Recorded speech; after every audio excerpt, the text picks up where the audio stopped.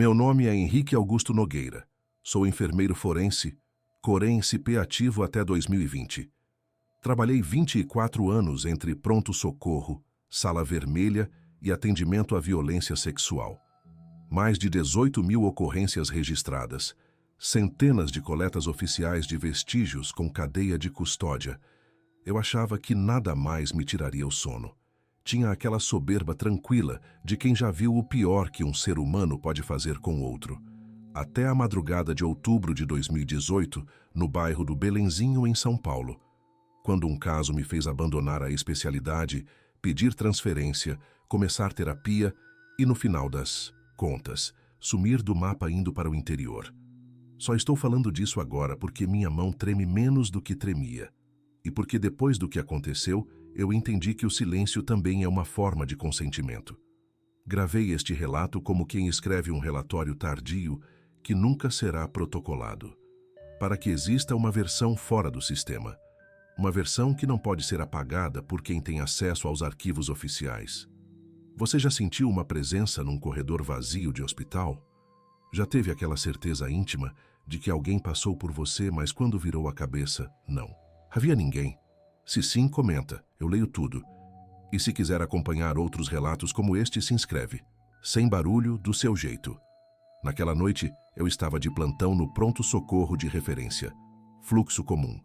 Cheiro de clorexidina misturado com café requentado. Luvas de nitrila grudentas depois de horas de uso. O bip constante dos monitores e o som metálico das macas batendo nas quinas dos corredores. A triagem estava lotada, como sempre está nas madrugadas de quinta para sexta. Eu preenchi a ficha, conferi a hora lacre, número do kit, orientava a residente de primeiro ano que ainda achava que salvar vidas era heróico, cobrava assinatura, rotina pura. Às 13h17 da manhã, o rádio interno anunciou uma entrada do SAMU. Vítima feminina, trauma grave, possível óbito, sem identificação. Nada que eu não tivesse visto.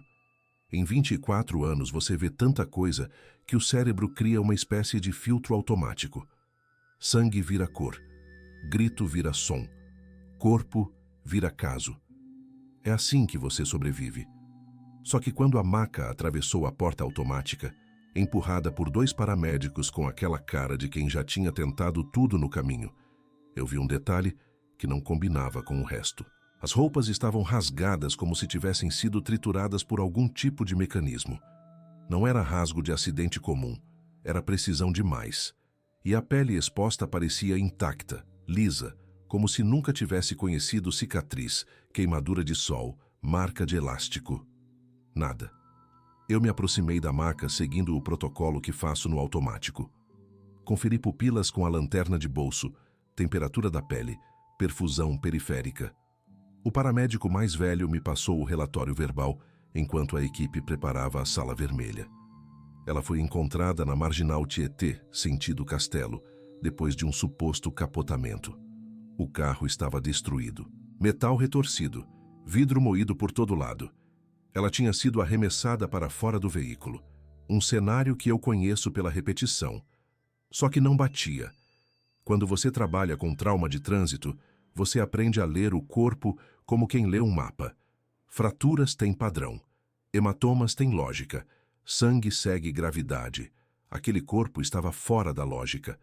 Entramos na sala vermelha. Luz branca demais. Cheiro de álcool e metal. A residente tentou acesso venoso periférico e reclamou baixo que a pele escorregava. Disse que a agulha não achava resistência natural. O médico do plantão, um homem de 50 e poucos anos que eu respeitava porque ele não fingia saber tudo, pediu gasometria e lactato. O monitor mostrava algo que não fazia sentido. Frequência cardíaca baixa, mas organizada. Sem o caos elétrico típico de quem está em parada. Eu comecei a documentação fotográfica institucional. É meu papel. Preservação de roupas, coleta inicial, anotação de todos que tocaram no corpo, hora exata de cada intervenção. Eu sou o guardião do detalhe, o homem que impede a história de ser reescrita depois. Por isso eu não olhava para aquela mulher como paciente, olhava como evidência. E foi aí que o incômodo começou a crescer. A roupa estava destroçada, mas não havia escoriações. Nenhuma marca de cinto de segurança. Nenhum hematoma de impacto contra painel. As unhas estavam limpas. Os cabelos sem poeira de estrada. No pescoço, o colarinho da blusa rasgada formava um arco perfeito. Corte limpo, como se alguém tivesse usado uma tesoura industrial. Chamei o enfermeiro-chefe, um homem com 20 e tantos anos de trauma. Ele olhou e baixou a voz sem brincar. Isso não faz sentido, Henrique. Chamamos o médico mais antigo do plantão. Aquele que não se impressiona com nada. Aquele que já viu gente sobreviver ao impossível e gente morrer de bobagem. Ele pediu rechecagem de tudo. Como se o mundo pudesse se corrigir com repetição de procedimento. Repetimos. Pupilas, temperatura, perfusão. Os números voltaram iguais. E a cada confirmação, eu sentia crescer uma certeza íntima que não tem espaço no prontuário. Aquele corpo não se encaixava em décadas de causa e efeito. Eu já tinha visto corpos estranhos. Já tinha visto gente que deveria ter morrido e não morreu. Já tinha visto feridas que não faziam sentido anatômico. Mas sempre havia uma explicação. Sempre havia um talvez, um pode ser que, uma margem de dúvida, que você empurrava para o lado e seguia em frente. Aquilo não tinha margem. Era um erro estrutural, como se alguém tivesse montado um corpo usando um manual errado. A residente perguntou se deveria chamar o IML. O médico disse para esperar. Eu continuei documentando. Tirei foto do padrão de rasgo, foto das unhas limpas, foto da ausência de sujeira. Salvei tudo no sistema com timestamp e número de protocolo. Eu não sabia ainda, mas aquelas fotos desapareceriam em menos de 48 horas, como se nunca tivessem existido. Por volta das 4 da manhã, pedi para verificar novamente o relatório do SAMU. Queria saber quem tinha acionado o resgate. Queria saber se havia testemunhas. O paramédico me passou uma folha amassada com caligrafia apressada. Chamado anônimo. Nenhuma outra vítima no local. Nenhum rastro de frenagem. O carro estava capotado, mas sem marcas de colisão com outro veículo. Eu senti algo que não tinha nome. Não era medo. Era como se uma porta tivesse se aberto no fundo da minha cabeça. Uma porta que eu sempre soube que existia, mas que eu tinha trancado há muito tempo com a chave da racionalidade. O médico pediu tomografia. Eu acompanhei o transporte até o setor de imagem. Corredor vazio. Som dos sapatos no piso. A maca rangendo.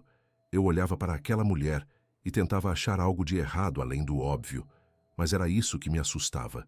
Não era o que estava errado. Era o que estava certo demais. Quando voltamos da tomografia, o enfermeiro-chefe me chamou no canto. Ele tinha aquele olhar de quem quer falar algo, mas não sabe se deve. Henrique, você viu a pele dela? Eu disse que sim. Ele balançou a cabeça devagar. Eu trabalho nisso há 27 anos. Nunca vi pele assim. É como se fosse nova. Como se nunca tivesse vivido. Eu não respondi. Porque eu tinha pensado a mesma coisa. E quando duas pessoas pensam a mesma coisa absurda ao mesmo tempo, não é mais absurdo. É observação. O restante da madrugada passou num ritmo que parecia falso. Como se estivéssemos todos fingindo normalidade. A equipe fazia o trabalho. Eu preenchia os formulários. Mas havia um silêncio diferente no ar. Um silêncio de quem sabe que algo não se encaixa, mas não tem coragem de dizer em voz alta. Às 6 da manhã, quando o sol começou a clarear o céu, por trás das janelas sujas do pronto-socorro, eu olhei para aquela mulher pela última vez antes da troca de plantão.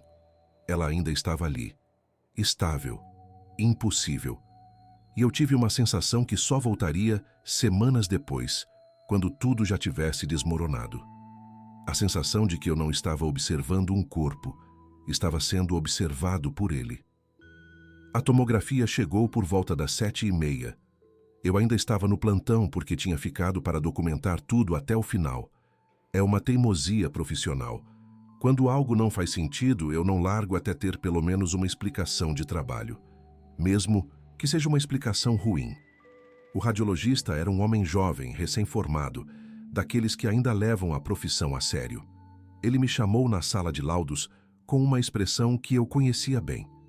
Confusão misturada com incerteza. Henrique, você precisa ver isso. Eu me aproximei do monitor. Imagens em corte transversal. Crânio, tórax, abdômen, pelve, ossos inteiros, órgãos no lugar.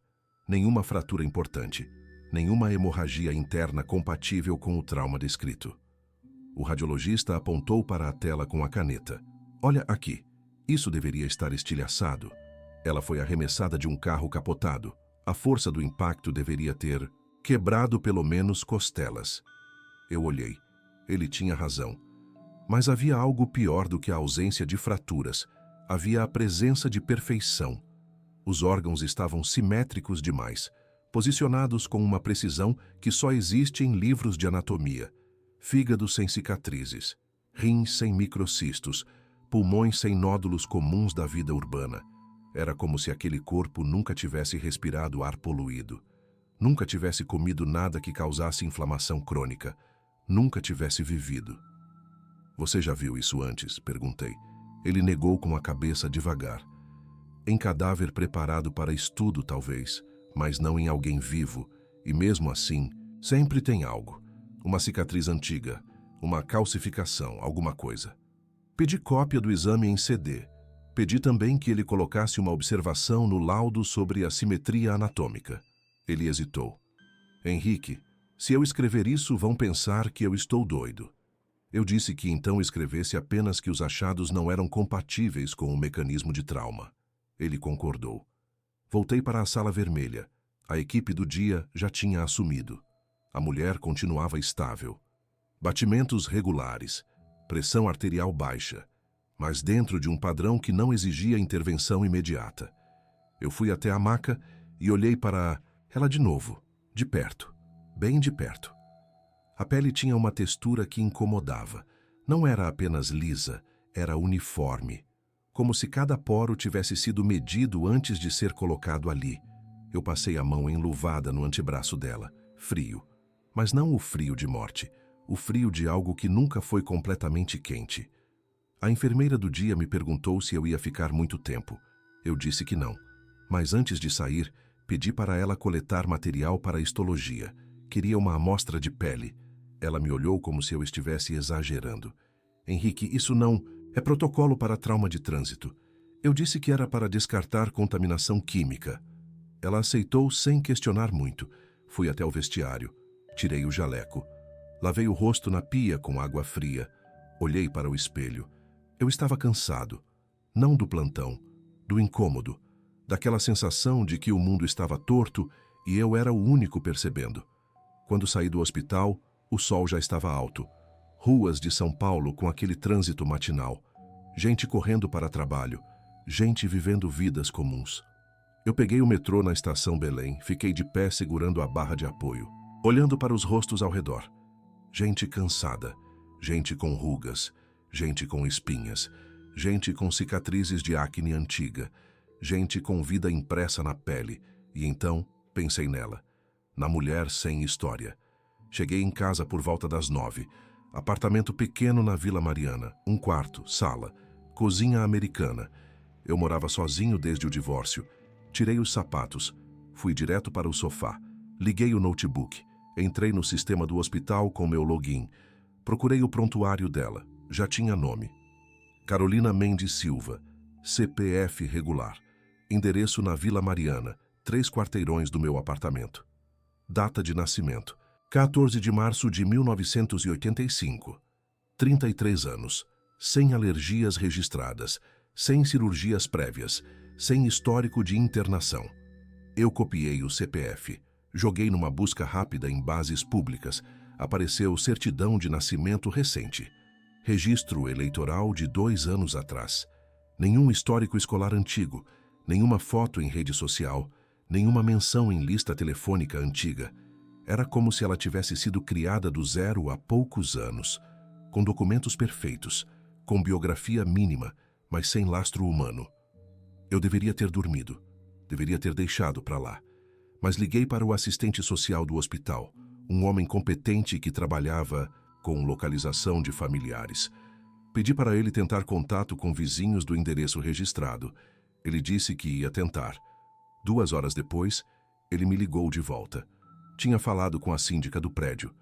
Ela não conhecia nenhuma Carolina. Disse que o apartamento do número registrado estava vazio há meses, sem contrato de locação, sem conta de água ativa. Eu desliguei.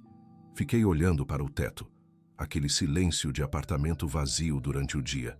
O tipo de silêncio que amplifica pensamentos. E então veio a pergunta que eu não queria fazer, se ela não era quem os documentos diziam. Se o corpo não se encaixava na lógica. Se tudo sobre ela parecia recém-fabricado. Então o que era e por quê? Dormi mal. Sonhei com corredores de hospital, com macas vazias, com o som de monitores apitando em ritmo constante. Acordei às 4 da tarde suado. Tomei banho. Comi alguma coisa que não lembro. Voltei para o notebook. Entrei em fóruns de enfermagem. Procurei relatos de casos estranhos. Li histórias de gente que jurava ter visto coisas impossíveis em hospitais. Fantasmas, presenças, pacientes que sumiam sem explicação. Eu sempre tinha ignorado essas histórias. Achava que era cansaço, imaginação, estresse pós-trauma. Mas agora eu estava procurando padrões. E achei. Não muitos, mas o suficiente. Relatos de enfermeiros em Curitiba, em Belo Horizonte, em Porto Alegre. Sempre a mesma estrutura. Vítima de acidente, corpo perfeito demais, documentação que aparecia rápido demais. E então, silêncio. Caso arquivado. Gente transferida logo depois. Eu salvei tudo. Prints de tela, links, nomes de usuários. Coloquei num arquivo criptografado. Não sei por que fiz isso. Talvez já soubesse que logo tentariam apagar tudo. No dia seguinte voltei para o plantão. Noite de sexta para sábado. Movimento pesado. Briga de bar, acidente de moto, overdose. A rotina voltou a me engolir por algumas horas. Mas no meio da madrugada fui até a sala vermelha. Ela ainda estava lá. Carolina. Estável. Mas eu percebi algo novo. Tinha uma marca no pescoço. Pequena. Como se alguém tivesse injetado algo. Eu chamei a enfermeira-chefe da noite. Perguntei se alguém tinha administrado medicação sem registrar. Ela disse que não, mas a marca estava ali. Peguei uma lupa de bolso, me aproximei. A marca tinha um padrão geométrico, 3 pontos formando um triângulo perfeito, como se fosse uma tatuagem feita com precisão cirúrgica, ou uma marcação. Fotografei com o celular, salvei na nuvem, apaguei do celular. Quando estava saindo da sala, senti algo que nunca tinha sentido em todos os meus anos de profissão. A sensação de que ela sabia que eu estava ali, mesmo de olhos fechados, mesmo sem sinais de consciência. Ela sabia. E pela primeira vez, eu tive medo de um corpo. Tem uma diferença entre suspeitar e saber. Suspeitar é quando você olha para algo e pensa que pode estar errado. Saber é quando você olha e entende que nunca esteve certo. Eu cruzei essa linha na segunda-feira seguinte, quando o resultado da histologia chegou. O patologista de plantão era uma mulher de uns 60 anos, experiente, daquelas que já tinham visto todo tipo de tecido humano possível. Ela me chamou no laboratório com um tom de voz que eu nunca tinha ouvido dela antes. Não era urgência, era perturbação. Henrique, você coletou isso de onde mesmo? Eu disse que era da paciente do acidente. Vítima sem identificação na época da coleta. Ela olhou para mim por alguns segundos. Depois apontou para o microscópio. Olha você mesmo. Me aproximei. Ajustei o foco. Vi as fibras de colágeno, a epiderme, a derme. Tudo presente. Tudo aparentemente normal. Mas então, ela aumentou o zoom. E eu vi o que ela tinha visto. As fibras se repetiam, em padrões geométricos, como se alguém tivesse usado um molde. Não havia variação natural. Não havia o caos orgânico que existe em qualquer tecido vivo. Era ordem pura, precisão absoluta. Isso parece pele humana, ela disse devagar, mas é como se fosse renderizado, como se alguém tivesse criado um modelo perfeito e depois reproduzido ele, célula por célula. Pedi para ela colocar no laudo. Ela hesitou. Disse que precisava de mais tempo, que queria consultar literatura. Eu insisti. Disse que era importante. Ela prometeu que faria. Até o final do dia. Saí do laboratório com aquela sensação de quando você está caindo e ainda não bateu no chão. Você sabe que vai doer, só não sabe quanto. Fui até a administração do hospital. Pedi acesso aos registros de entrada da paciente. Queria ver quem tinha feito o primeiro atendimento, quem tinha colocado o nome dela no sistema. A funcionária verificou e me passou uma cópia do formulário de admissão. O nome de Carolina tinha sido inserido às 5h43 da manhã, menos de 2 horas depois da chegada dela. Rápido demais para uma vítima sem identificação. Verifiquei quem tinha feito a entrada. Era um funcionário administrativo do turno da noite. Fui até a sala dele. Ele estava no computador. Um homem de uns 40 e poucos anos, magro, com cara de quem não dorme direito há anos. Perguntei como ele tinha conseguido os dados dela tão rápido. Ele me olhou confuso. Que dados? Mostrei o formulário com o horário e o nome dele como responsável pela entrada. Ele pegou o papel. Olhou. Franziu a testa. Henrique, eu não fiz isso. Esse não é nem meu turno de sexta, eu estava de folga. Senti o chão faltar. Tem certeza?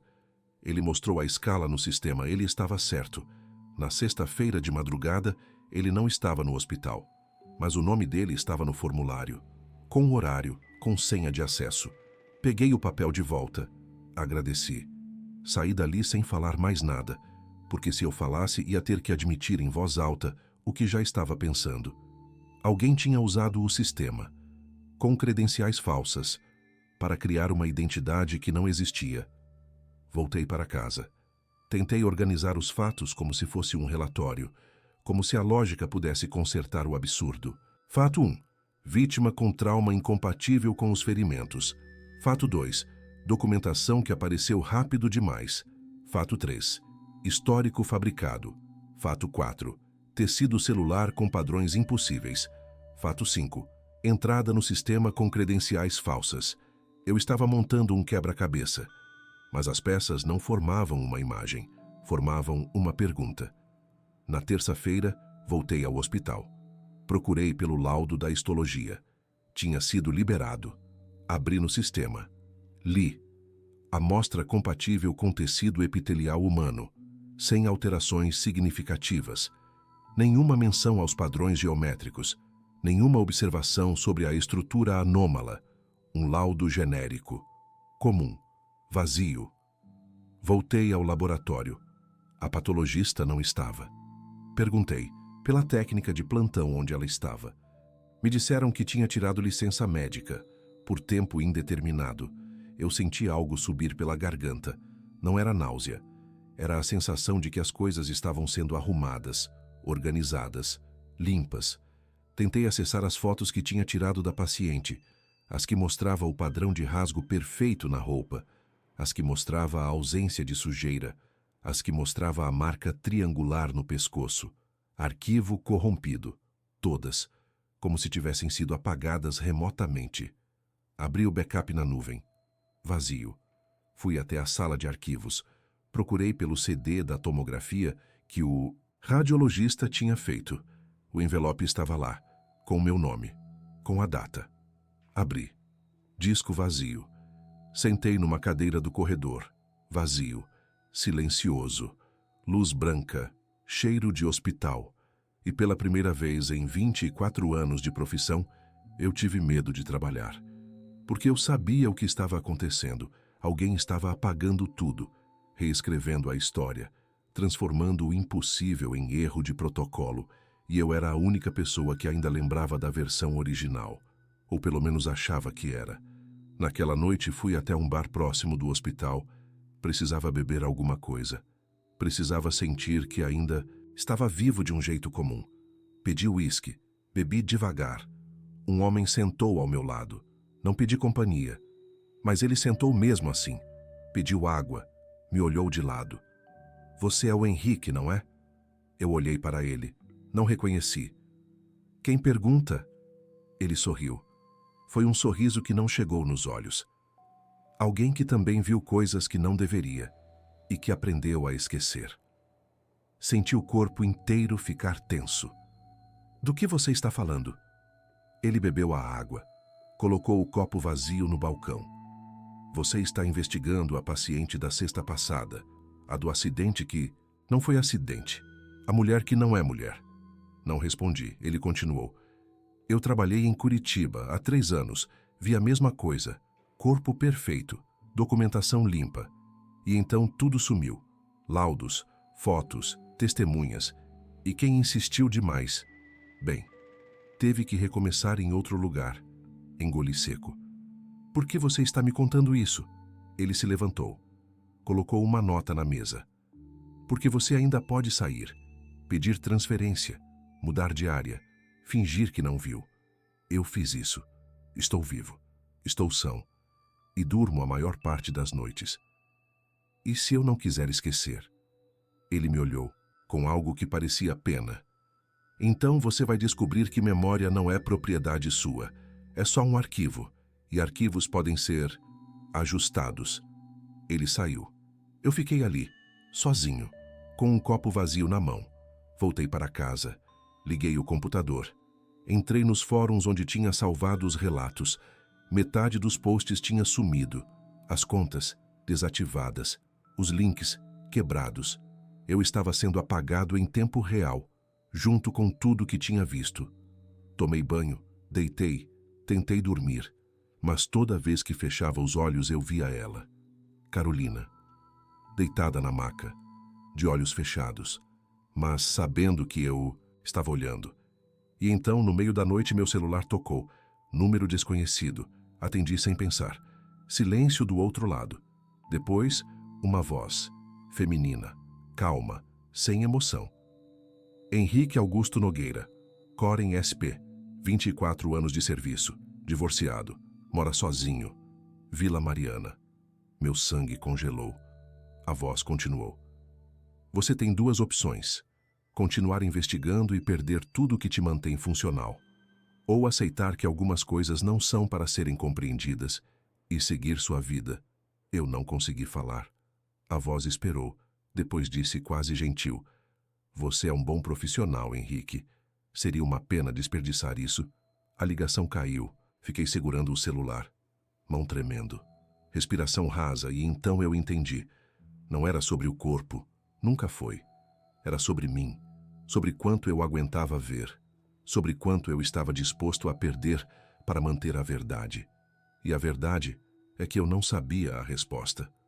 Na quarta-feira de manhã, quando cheguei ao hospital, percebi que algo tinha mudado antes mesmo de passar pela recepção.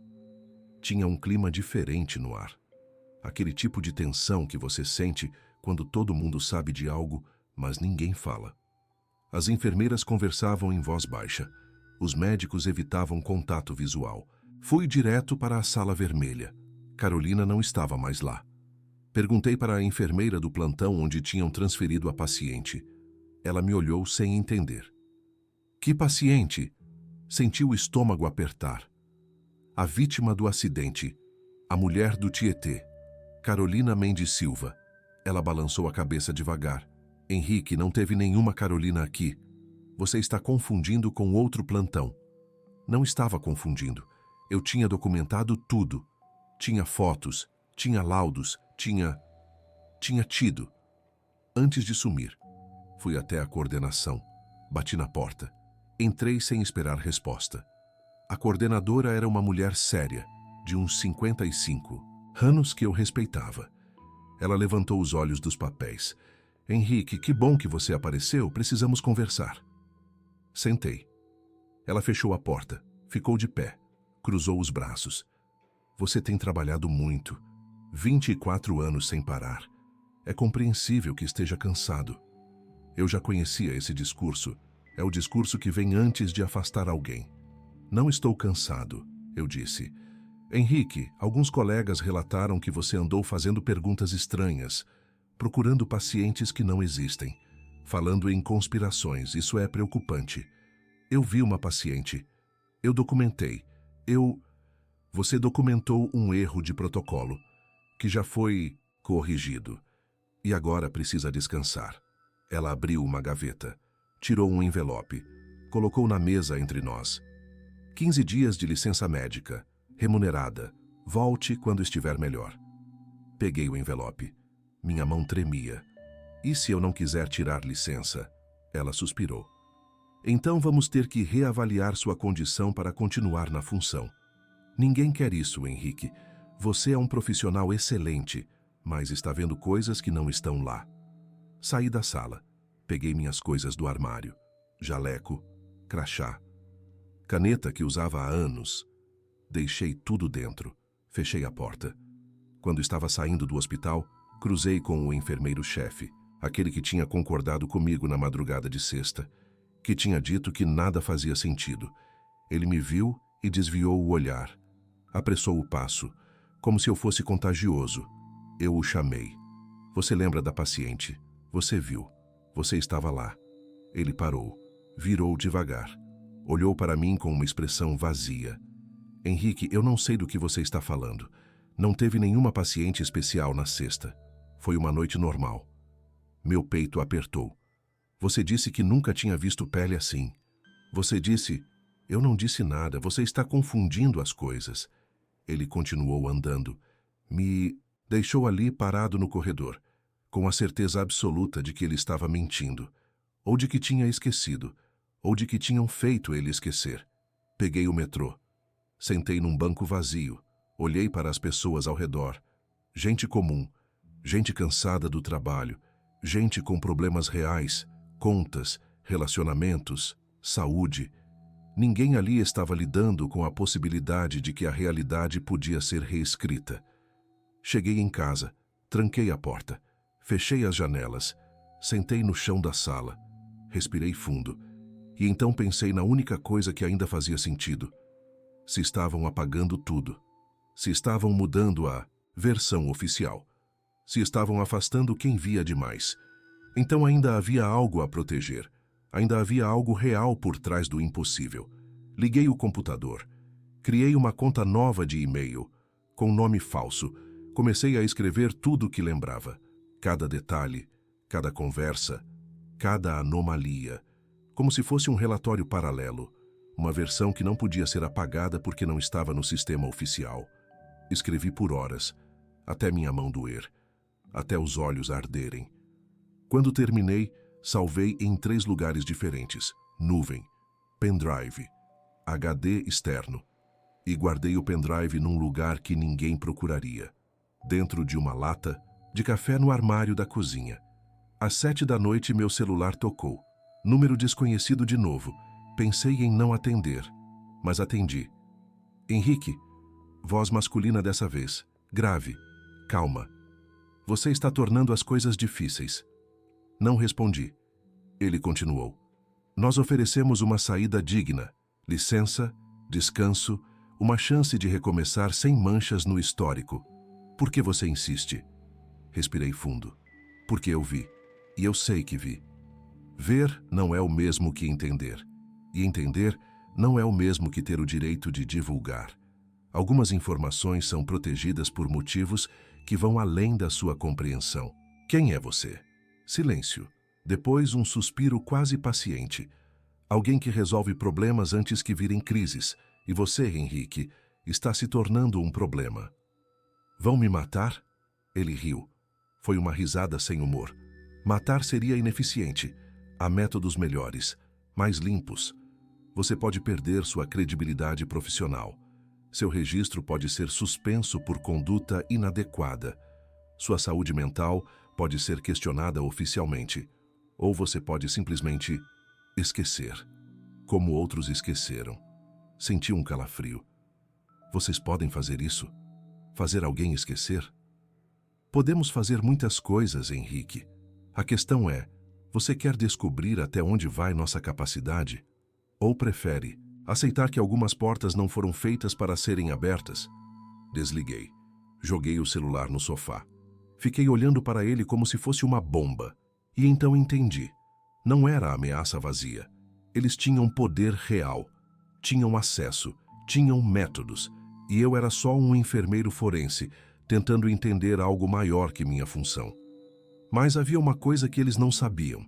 Eu tinha crescido em família pobre, tinha lutado por cada conquista, tinha visto meu pai ser humilhado por patrão, tinha visto minha mãe trabalhar até os dedos incharem e tinha aprendido uma coisa: quando você não tem nada, a perder além da verdade, a verdade vira tudo.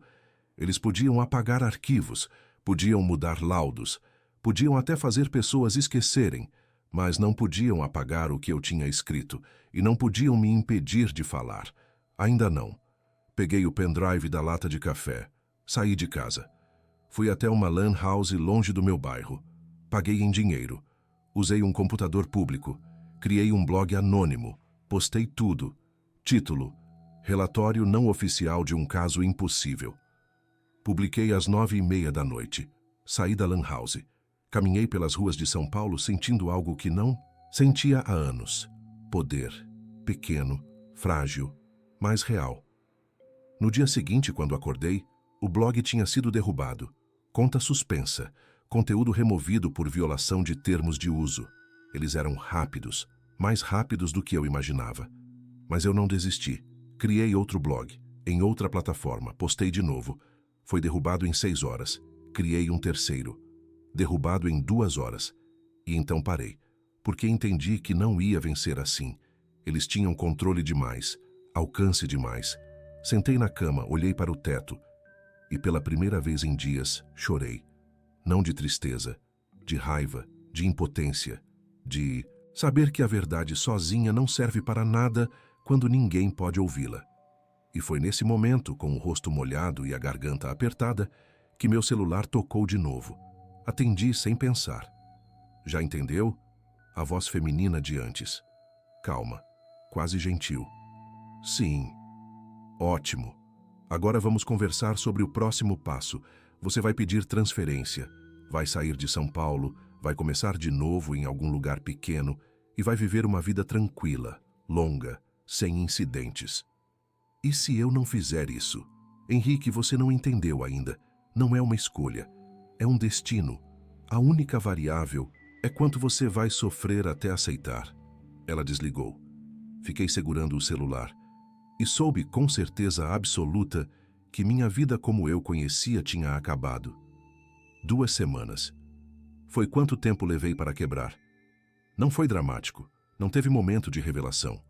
Foi só o cansaço acumulado de acordar às 3 da manhã, checando se tinha alguém na sala, de olhar para trás na rua, de evitar espelhos porque meu próprio reflexo parecia errado, de pular quando o telefone tocava, de não confiar em ninguém, de não confiar nem em mim mesmo.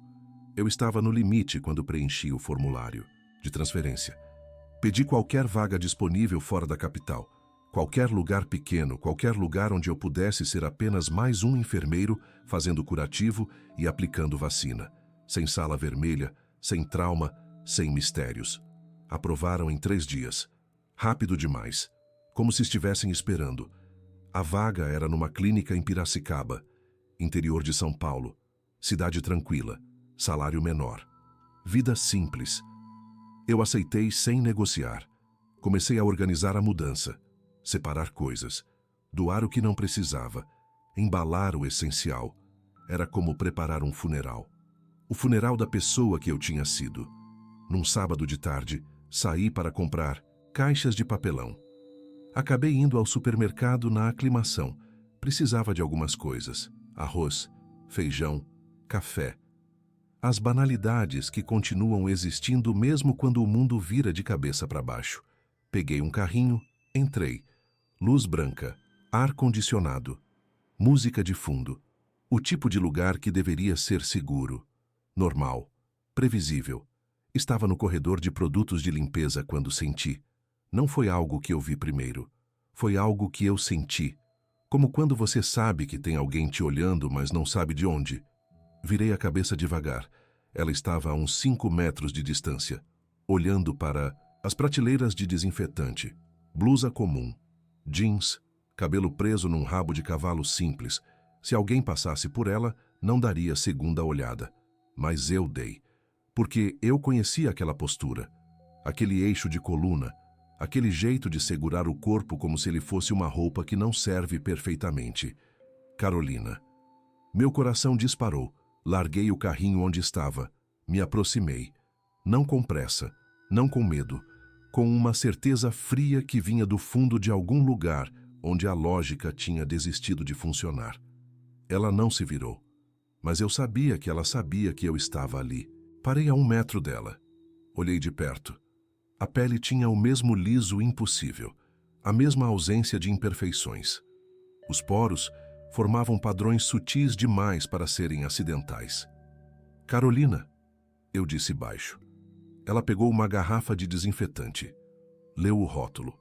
Colocou de volta na prateleira. Depois virou o rosto. Não foi o rosto da mulher na maca. Era parecido, mas havia diferenças pequenas, como se fosse uma versão atualizada, um modelo mais recente. Ela me olhou sem surpresa, sem medo, com aquela calma clínica de quem já esperava. Henrique Augusto Nogueira. Não foi pergunta, foi confirmação. Minha voz saiu rouca. Você deveria estar morta, ou em recuperação, ou alguma coisa. Ela inclinou a cabeça levemente, como se estivesse avaliando se valia a pena responder.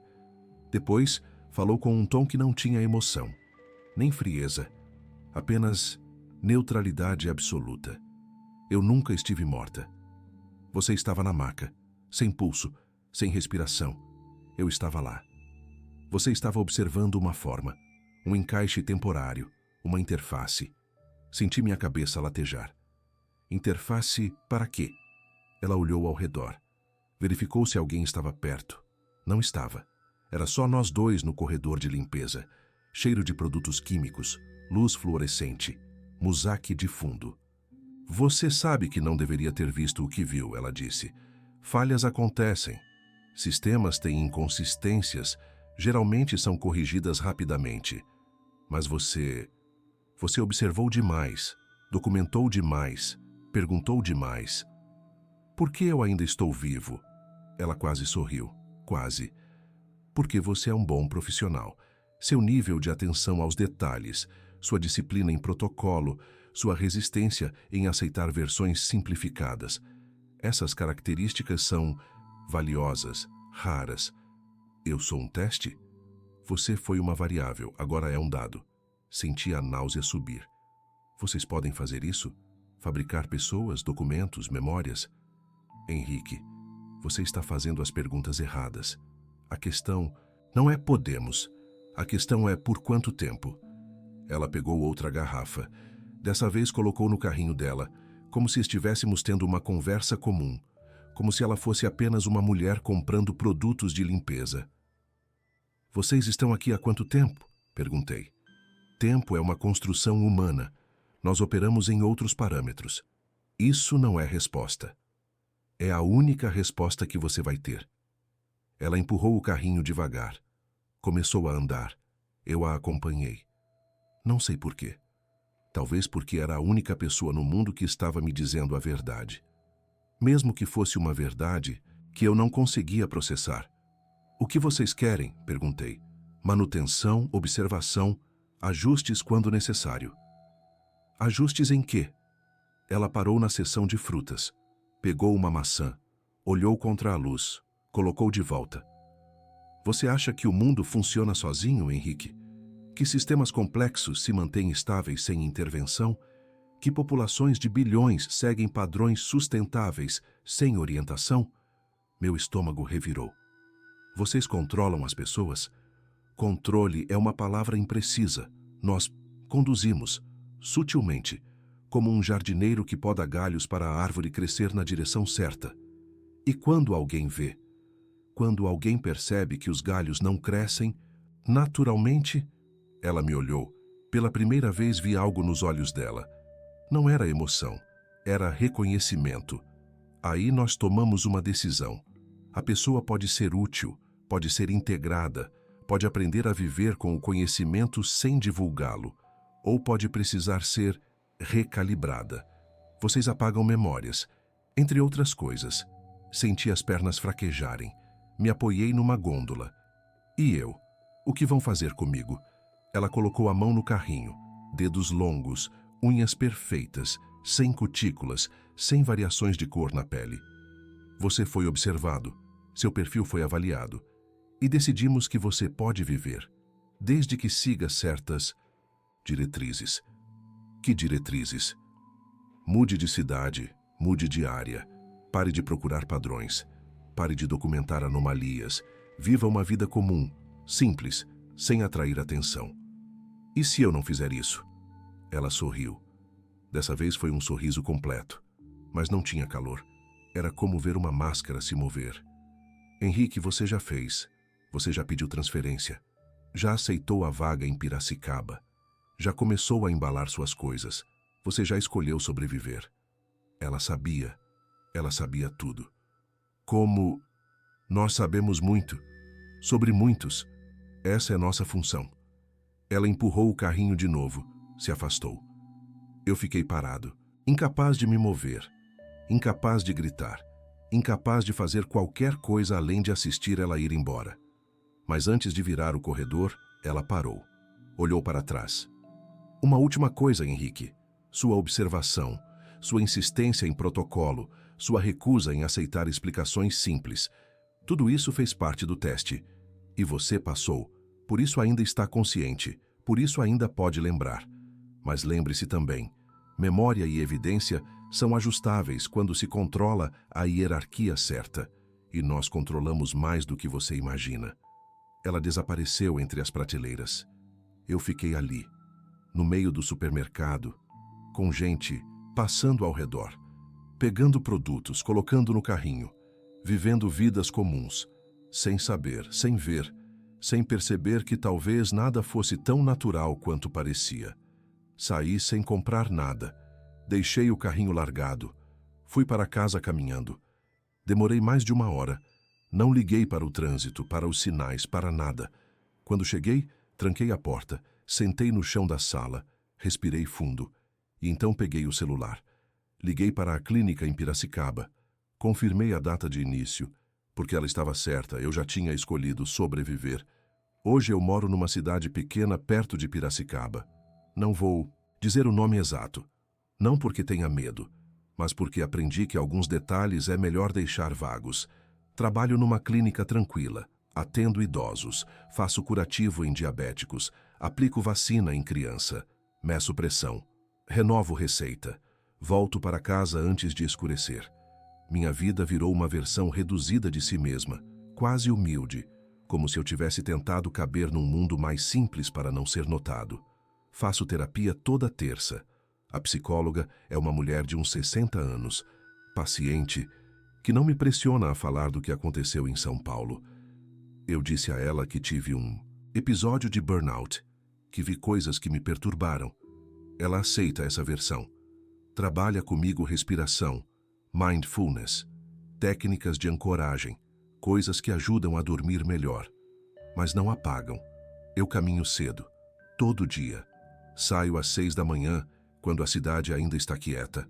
Ruas vazias, cachorro latindo longe, galo cantando. O tipo de normalidade que deveria ser reconfortante. E às vezes é, por alguns minutos. Até eu lembrar que normalidade também pode ser fabricada. Aprendi a cozinhar direito. Feijão com tempero balanceado, arroz soltinho, bife sem queimar. Faço questão de ter uma rotina doméstica. Como se cozinhar minha própria comida fosse prova de que ainda sou autônomo, de que ainda faço escolhas, mesmo sabendo que talvez não faça. Tenho alguns conhecidos na cidade, não amigos, conhecidos, gente que acena na rua, que comenta sobre o tempo, que pergunta como foi o dia. Mantenho distância educada, não porque não goste deles, mas porque não posso me permitir intimidade. Intimidade exige verdade, e minha verdade não cabe numa conversa de café. Durmo melhor do que dormia. Ainda acordo às vezes às 3 da manhã, mas não em pânico.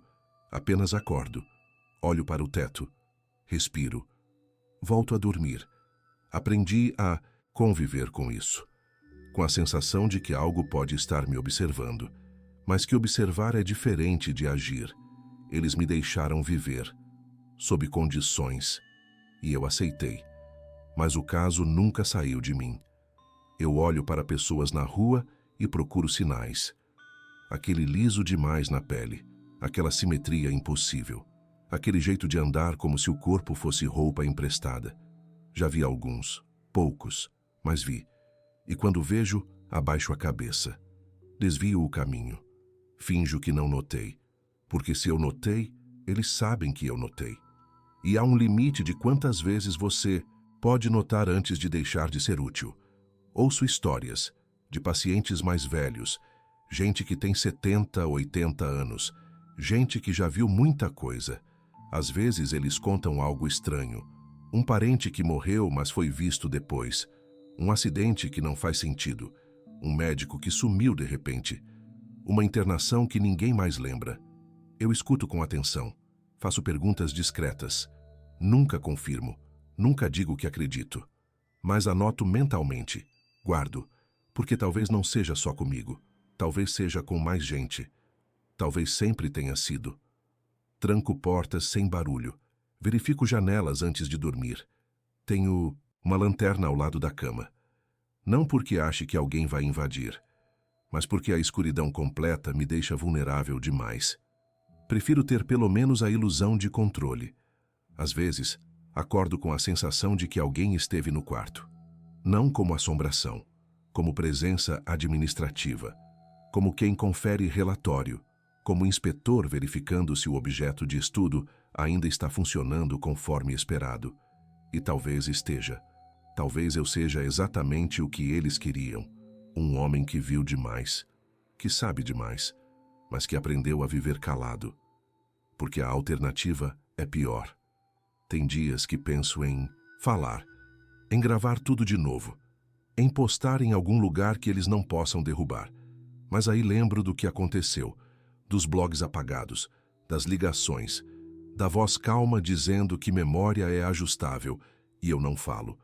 Mas agora, depois de 4 anos, resolvi tentar de um jeito diferente. Não como denúncia, não como prova, mas como conversa, como pergunta. Porque eu sei que tem mais gente como eu. Tem que ter.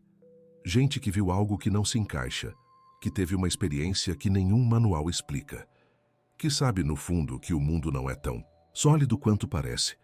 E eu quero falar com essas pessoas. Então me responde com honestidade. Você que está me ouvindo agora, você que talvez tenha entre 35 e 70 e poucos anos, você que já engoliu histórias demais para acreditar em qualquer coisa facilmente. Você já perdeu um pedaço de tempo e depois encontrou uma lembrança pronta, perfeita demais, como se alguém tivesse colocado ela na sua cabeça. Você já esteve numa estrada e sentiu que passou pelo mesmo trecho 2 vezes sem ter retornado, como se o espaço tivesse se dobrado. Você já foi num velório e teve a impressão íntima de que uma das pessoas ali não estava por luto, mas por verificação, por conferência. Você já sentiu que um hospital apagou algo que você sabe que aconteceu? Um paciente, um procedimento, uma conversa? Você já teve medo de contar porque sabe que vão te chamar de cansado, ansioso, louco? Se alguma dessas perguntas arranhou você por dentro, comenta. Conta. Mesmo que seja vago, mesmo que seja incompleto. Eu quero juntar relatos de adultos que também viram o impossível e sobreviveram com isso em silêncio. Porque talvez se juntarmos as peças, a gente consiga ver o quadro completo. Ou pelo menos entender que não estamos sozinhos nisso. E se inscreve. Não pelo canal, mas pela conexão. Porque a coisa mais perigosa que eles podem fazer não é apagar nossa memória. É nos isolar. Fazer cada um de nós achar que somos o único que viu. O único que sabe. O único que está louco. Mas eu não estou louco. Eu vi. Eu documentei. Eu fui apagado. Eu sobrevivi. E agora estou aqui, numa cidade pequena no interior de São Paulo, trabalhando numa clínica que cheira a álcool e algodão, atendendo gente que só quer cuidar da diabetes e da pressão alta, vivendo uma vida que parece normal. Mas toda noite antes de dormir, eu olho para o teto e penso na mesma coisa. Eles ainda estão aqui. Só aprenderam a parecer melhor. E isso, no final das contas, é a coisa mais assustadora. Não é que eles existem. É que eles existem entre nós. Indistinguíveis. integrados, fazendo o que fazem sem que ninguém note, a não ser que você preste atenção demais, como eu prestei. E se você está prestando atenção agora, se está sentindo aquele incômodo crescendo, aquela sensação de que algo não se encaixa, então você entende. Você entende que o terror real não grita, não quebra portas, não aparece em forma de monstro. Ele vem com crachá, com tom calmo, com documentos impecáveis, com a capacidade de reescrever não apenas arquivos, mas realidade. E quando você percebe isso, quando vê a máquina funcionando, você tem duas escolhas: lutar e perder tudo, ou aceitar e aprender a viver com o peso do que sabe. Eu escolhi a segunda. Não sei se foi certo. Não sei se foi corajoso. Sei apenas que ainda estou aqui. Ainda respiro. Ainda acordo todo dia. Ainda faço café. Ainda atendo pacientes. Ainda vivo. E talvez isso seja o suficiente. Ou talvez seja exatamente o que eles querem. Comenta, compartilha, se inscreve e fica atento. Porque uma vez que você vê, não consegue mais desviar o olhar completamente. E eles sabem disso.